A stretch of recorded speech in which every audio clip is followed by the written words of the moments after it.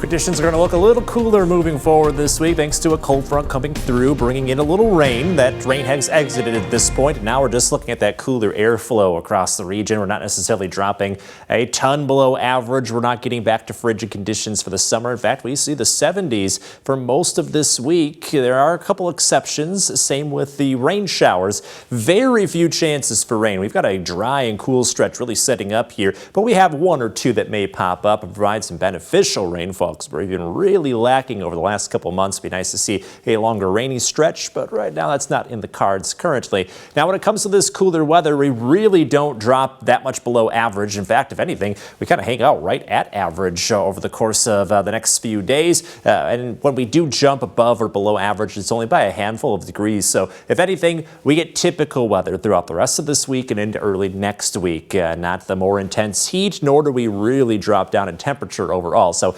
above and beyond, we're looking at comfortable conditions as we move forward tonight and over the next couple of days. 55 for tonight under a mainly cloudy sky with a light breeze out of the northeast. The cloudy conditions, of course, will slowly clear out over the course of tomorrow. We could see a lot of cloud cover during the morning hours, but then after that, bright sunny conditions later on in the afternoon. Temperatures still feeling warm. We get quite close to 80 degrees, but might be just a degree or two below that with a light breeze out of the northeast. The air stays very dry, so no humidity. So overall, beautiful conditions coming for tomorrow and for the next couple days. If you are going to be out and about, though, the allergy levels is still at a medium high, so that pollen count remaining high. So just to keep that in mind.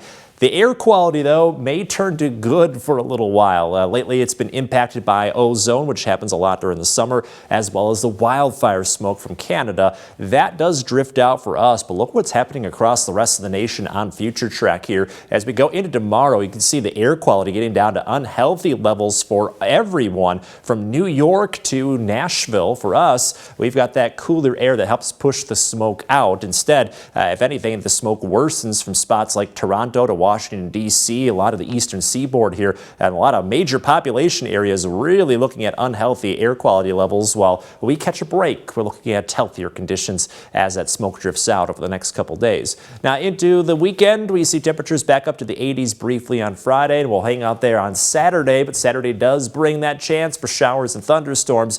We then cool off briefly into early next week. In your most accurate 10-day forecast, weather rebounds some. We're close to 90 degrees by late next week. So that more intense summer heat not exiting the forecast just yet, but we do get a nice break from it in the coming days. In the 4-degree guarantee, we did manage to hit the low 80s before the cooler air came in.